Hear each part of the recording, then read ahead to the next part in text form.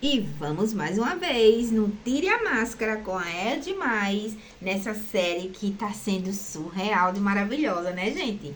Agora eu vou aqui, ó, tirar essa máscara. Olha que olhar misterioso da É Demais. Gente, eu botei um batom aqui dessa cor. Eu não sei não, viu? Ele sumiu. Misericórdia, eu como batom que nem percebo. Mas vamos lá, né, gente? Então, meu marido veio para casa e viu que eu tinha passado por muitos desafios, né? Ele decidiu que ele ia passar em casa, ia me pegar e a gente ia para uma pousada, porque diante de tantas coisas que eu passei, eu adoeci e fiquei com sintomas depressivos.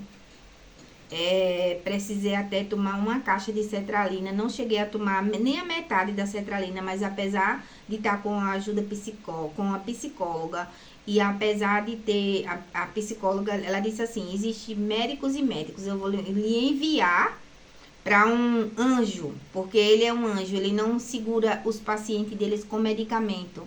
Ele vê o paciente como um todo. Então eu fui para um psiquiatra maravilhoso e ele deixou, na época, eu paguei R$ 180, que era bem cara a consulta dele.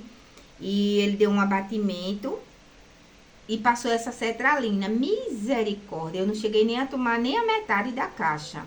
Eu parecia um zumbi. E a gente foi para esse lugar, para essa pousada, num lugar lá em Alagoas, Barra de São Miguel. Val, Barra de São Miguel. E a gente ficou lá, né, uns dias. E foi muito bom. De lá a gente já passou direto para casa do meu filho, que era aniversário da minha cunhada, e eu parecia meio que robótica, sabe, gente? É incrível isso. Eu queria muito colocar a foto desse dia, mas aí como a gente anda, que vai ser assunto para outros vídeos, como começou eu acompanhar o meu marido nas viagens dele, nos empregos dele, eu ia mostrar para vocês essa foto, que tá nós quatro, tá eu, meu marido, meu filho e minha nora, desse dia que eu cheguei, que eu estava usando esse medicamento.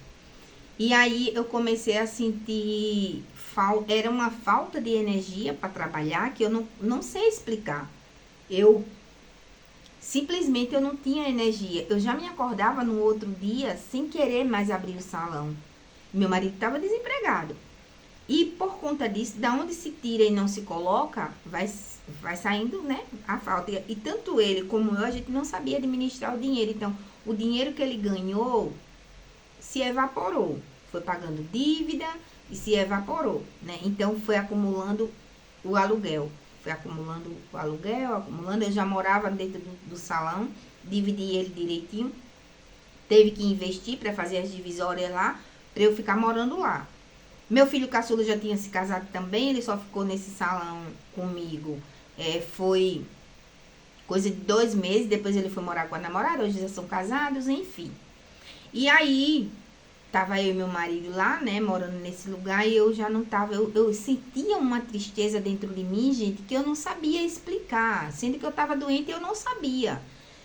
E eu queria ter forças e energia, até a escova caía da minha mão, sabe, já era a minha essência dizendo: já deu para você aqui, não é mais para você ficar aqui, não é.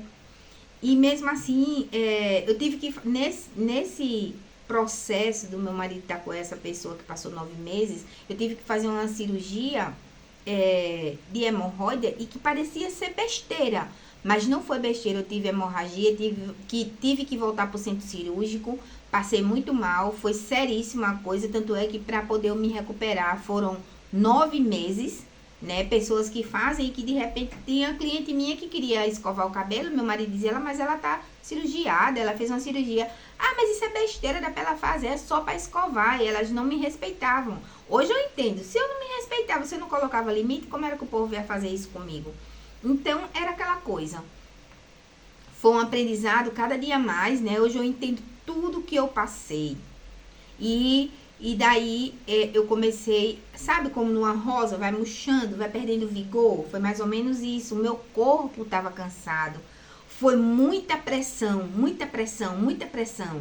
Anos após anos. Aliás, todo mês, só acumulando, acumulando. Eu não tinha nem como liberar.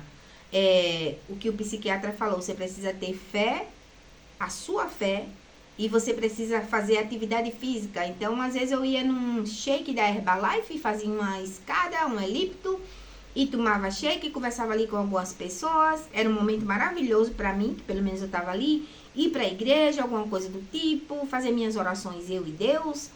Enfim, que foi que aconteceu? Boca que cala, o corpo fala, não tem como. Hoje em dia, os médicos integrativos dizem o seguinte, mas eu estou passando por um processo de alopecia, né? O que aconteceu com você, Edirlete, nesses últimos 2 anos? Porque hoje já sabem que de 2 anos para frente, gente, aconteceu algo que o seu corpo vai cobrar de alguma forma. Desenvolve porque não foi liberada essa carga de estresse. Se eu soubesse disso, eu não tinha adquirido tanta situação. Mas eu não sabia, tá tudo bem. Hoje eu sei, posso explicar para vocês que eu sou prova viva disso.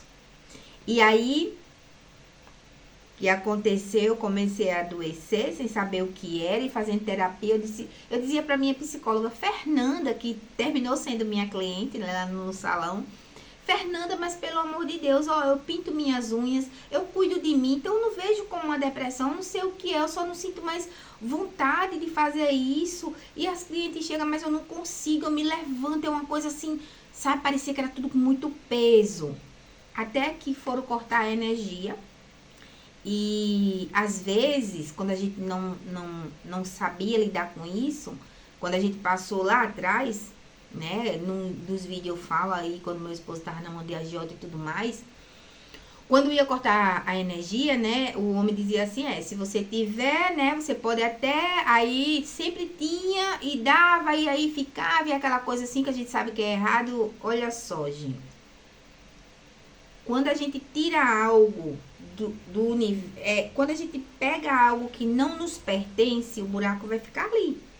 De alguma forma, a vida, o universo, seja lá como você quer chamar, vai arrumar um meio de colocar o que você tirou que não lhe pertence. E eu fiquei tão feliz, porque eu nunca fui a favor disso. Quando meu marido falou assim, ó, eu tava no quarto, deitada, e vieram cortar a energia do salão, e o homem disse, ó, se você quiser, depois você só vai fazer isso. Ele disse que pode cortar. Isso era uma quinta-feira. Pode cortar. Eu ouvi isso e fui para o salão, saí do quarto, fui para o salão, que dividia uma parede, e fiquei na porta de vidro que ninguém me via por dentro. Eu via quem estava do lado de fora. E eu fiquei muito feliz com a atitude do meu marido. E ali foi uma quinta-feira, ele cortou e disse assim, ó, vamos embora, vamos vender as coisas porque já deu. Vamos falar com o proprietário. As pessoas que estavam ao meu redor, elas ensinaram para mim que Deus era o terror. Ele era, como poderia dizer agora, meu marido, ele era o general que você não podia fazer nada, que se você sair sem ser o tempo de Deus, Deus vai passar a mão. Não tem uma palavra assim específica nesse momento que eu estou esquecendo, que eu uso muito, mas agora eu esqueci, para lhe dizer como as pessoas viam Deus. Um punidor, um Deus punidor. Era assim que eu conhecia esse Deus. Conhecia, hoje não.